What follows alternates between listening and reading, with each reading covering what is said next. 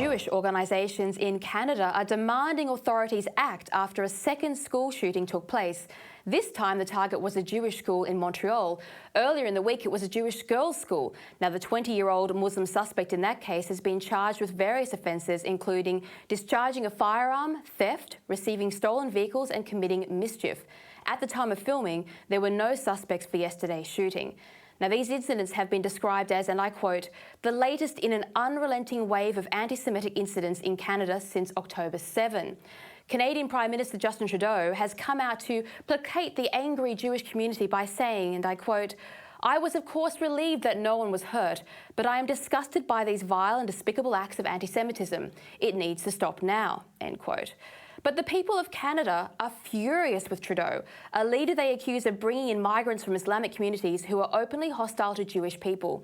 Even the National Bank of Canada is panicking over Trudeau's Big Canada plan that saw 1.2 million migrants arrive in 2023. The Canadian press is reluctant to challenge Trudeau or criticise the rising levels of violence because, like our public broadcaster, they get a sizable chunk of money from the government, money that could evaporate if they start running critical headlines.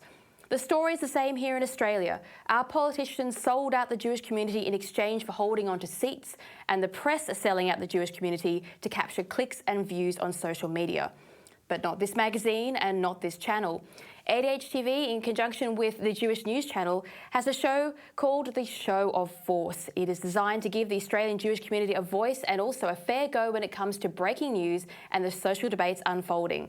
The host of the Show of Force, Tammi Faraday, joins us now. Tammi, welcome to Spectator TV. Thank you for having me, Alex. It's so lovely to be here. Tammi, tell Specky viewers a little bit about who you are and why you think your show is important at this time in the Australian media landscape. Life is rather strange, and I did not necessarily expect I would be sitting here with you today, but October 7 changed everything for me as a human being. I am a proud Jewish woman. I've been a broadcaster for many, many years. I've been a human rights lawyer. I have been a social justice warrior for every ethnic minority under the sun. And when October 7 took place and we steeled ourselves for the horrors that were unfolding, the cacophonous silence made my community feel completely terrified and disoriented. You know, people speak about October 7 as being such a pinnacle moment of savagery, barbarism and hatred. But I think what unfolded thereafter is perhaps even more perverse, because it gave people this permission, seemingly in the world, to unleash their bile on Jewish people everywhere.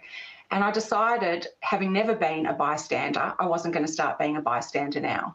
So the importance of the Show of Force, is that we wanted a platform that forensically looked at the news behind the headlines, because obviously, demographically speaking, we are very much at a decided disadvantage, and see what was really going on. Because, you know, legacy media and social media have been so quick to be very damning of Israel from literally the first moment after the savagery unfolded.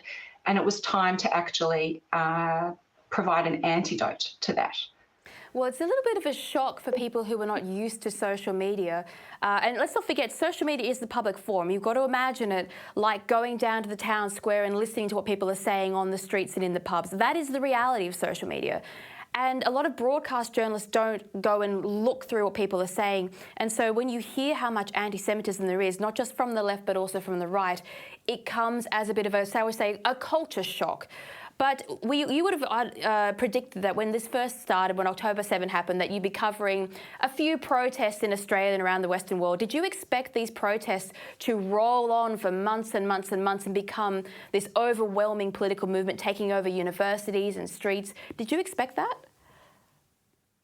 Well, you know what? I didn't expect it to happen at all. It was the worst attack that's happened to the Jewish people since the Holocaust in one day. There was no question in any of our minds that there would not be a show of solidarity. So maybe that's one of the first things that I need to debunk. To see this taking place on streets in my country 8 months after this savage barbarism took place on the other side of the world is actually incomprehensible. My friends and family do not feel safe. Our children go to day schools where there are 4 security guards as we enter the gates of the school. This kind of stuff happened a long time ago. It is very much reminiscent of 1930s Germany. And we never conceived that this would be the backlash to such an act of horror and treachery. So the fact that it's 8 months on and we are still facing this absolute hell on the streets. You know, I've been to many, many rallies, Alex, many over the last 8 months. Do you know what Jewish people have done and their friends? Because it's not just Jewish people that attend this. They sing songs of peace. They pray for the release of the hostages. They pray for peace. That's what we do. The protests and the... Yeah, they also, Sorry, Alex, the Jewish community also fly the Australian flag, which is something that I see is missing from the other protesters who shout in favour of Hamas. But becoming the public face of a Jewish news organisation, I mean, that takes courage as well. As an Australian Jewish woman, do you feel safe on the streets and indeed on the screen, or is that something you have to consider now if you want to be in journalism and also Jewish? It's such a powerful question and it's really hard to answer. I'm a mother. This is not easy. I feel it is incumbent upon me. I don't feel I have a choice. I don't know if that makes any sense to anyone else. I literally don't feel I have a choice. I felt that instinctively, literally from October 7, that this was a time to draw a line in the sand. I have an anglicised surname. I have a very elderly father. He is a Holocaust survivor. He anglicised his name when he came to Australia. I have been able to be a journalist for many years as somewhat of a chameleon. I've always been involved in the Jewish community and other communities.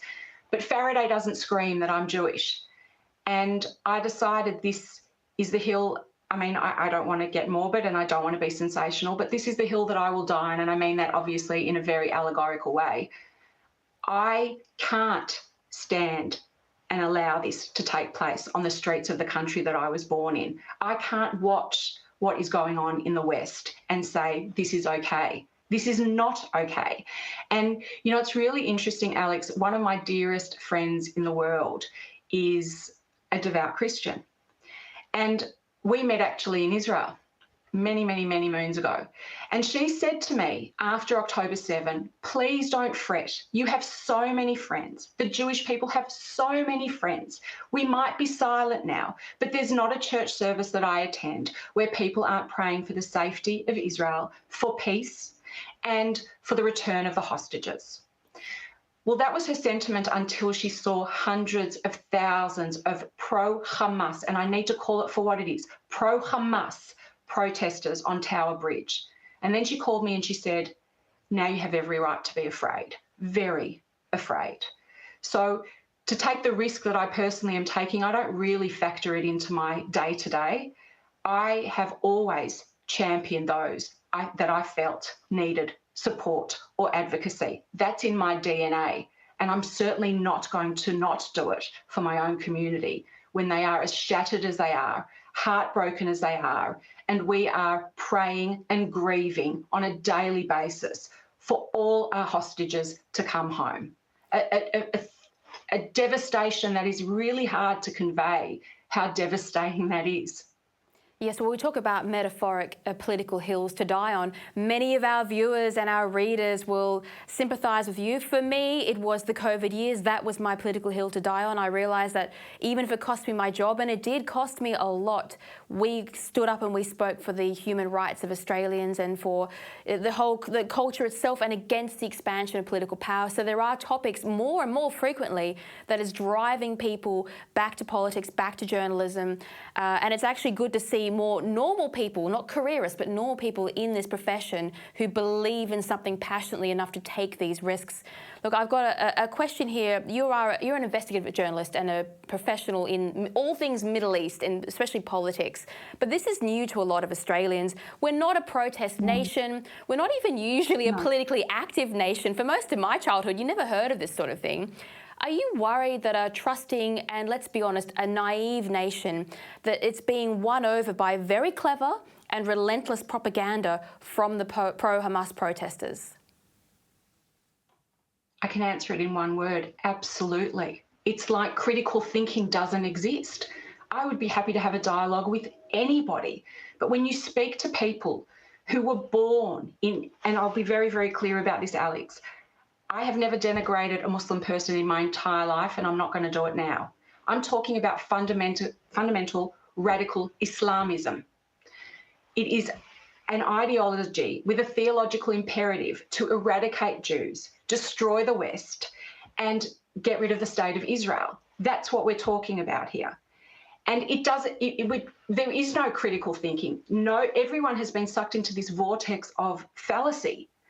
I mean, when you have protesters who are queers for Palestine, you don't really need to say much more than that, because we all know that there are no pride marches in Gaza. We know that if they, with their movements, that I have supported and championed, by the way, would go into Gaza, they would be taken to the first high-rise building and thrown off it. So there is no logic and rationality. I think that I've often thought this, that the greatest loss that we have experienced these past 8 months is we have lost the ability to actually venerate truth and logic and rationality. It's gone out the window. It does not seem to exist anywhere. So I am not a particularly political person. I am a political junkie, but I'm not a political person. But I live in a country where I am waiting for the leadership to stand up. For this to have been allowed to occur for 8 months relentlessly, for university administrators to say, if you feel uncomfortable near encampments, the campuses are fairly large, just walk around, as if that's acceptable. I'm astonished. I remember listening to Professor Scott Galloway recently. He's a very, very esteemed professor at NYU. He is Jewish by background, but has not really identified as being Jewish most of his life, and he says that publicly. October the 7th woke him up. He said, if I went on campus and I said anything derogatory, anything about African-American students, about LGBTQ plus students, I would be marched off within a nanosecond. That would be the end of my career. And yet, this venomous incitement to violence is absolutely not just tolerated, it is totally accepted. And the only people that seem to get arrested at any of these protests or rallies is the lone Jewish person holding either an Israeli flag or an Australian flag, for that matter, in the name of wanting to keep them safe. What about shutting these protests down and marching these people on and saying, not on my watch, this will not happen in my country. Anti-Semitism is rife and I'm going to stamp it out. Where are those leaders? Yeah, they don't have a spine. That's why they haven't appeared anytime, and they won't appear anytime soon either. Look, Tammi, that's all we've got time for, but thank you so much for joining us here today on Spectator TV. Thank you so much for having me, Alex. And don't forget, you can watch Show of Force on jewishnewschannel.com.au with Tammi Faraday Mondays at 6